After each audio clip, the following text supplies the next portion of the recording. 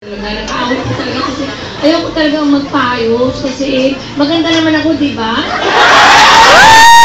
Tama na yung ganda na binigay sana ng Ligate, kaya lang makulit po talaga itong bunso ko na to. Saka kay ma'am, sa amin pong supervisor, salamat po sa inyong pagdating. Although nagmamadali po kayo, sana po makasama namin kayo hanggang mamaya. Kaunti lang po ito po salamat kasi baka po mamaya hindi ko na po masabi yung aking gustong sabihin. Hindi, di ba sabi mo, big day ko to?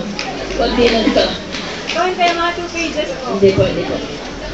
Grand Thanksgiving. Marami naman ang, pagpayan mo ko.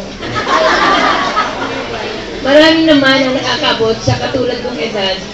Pero sa totoo lang, napakarami ko talagang dapat ipagpasalamat sa Panginoon.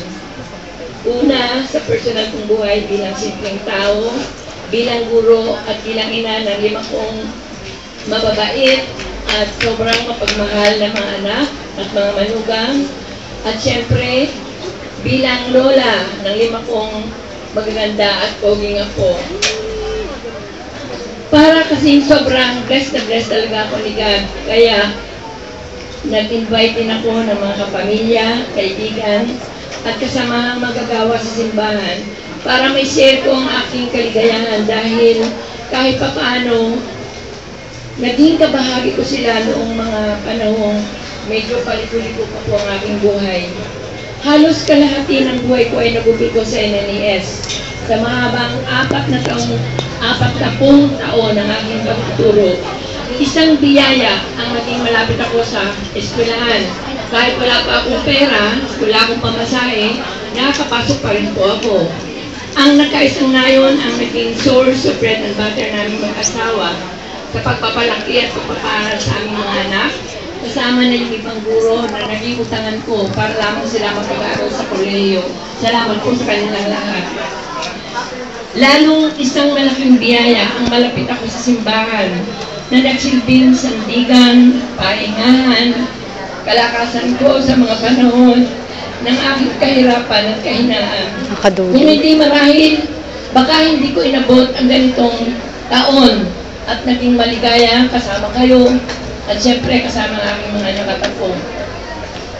Ang pagtuturo raw ay isang calling dahil di lang ito isang profesyon. Mas mahigit pa ito ay isang misyon. Masaya ako at kinaralangan ko na ako ay maging guro. Nakatulong ng malaki ang aking pagiging manggagawa sa simbahan. Kahit minsan di maiwasan na nagkakaroon din ng conflict dahil para naman sa kanya yung aking paglilingkod, lagi namang naayos ang lahat.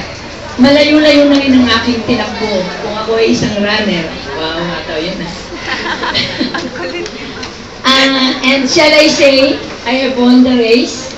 Talaga po yun. Yes. Praise God talaga po.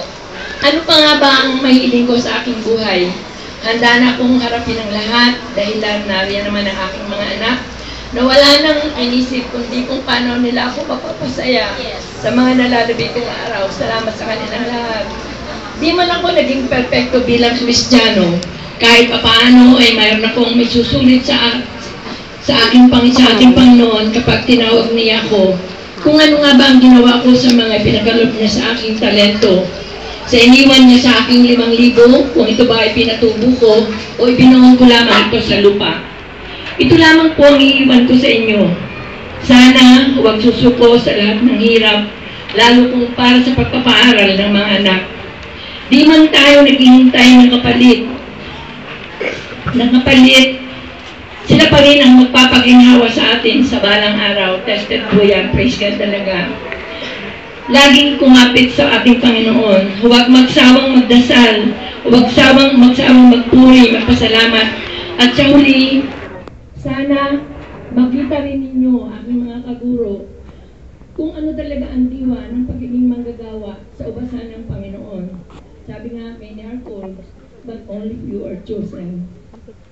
Maraming salamat po, Father Luke, Father Leo, sa mga taong pinasamahan natin sa lahat ng narito ngayon na naging saksi ng may tutuloy kong pinakamasayang araw kasama kayo at ang ating mga mahal sa buhay. Magandang hapon po.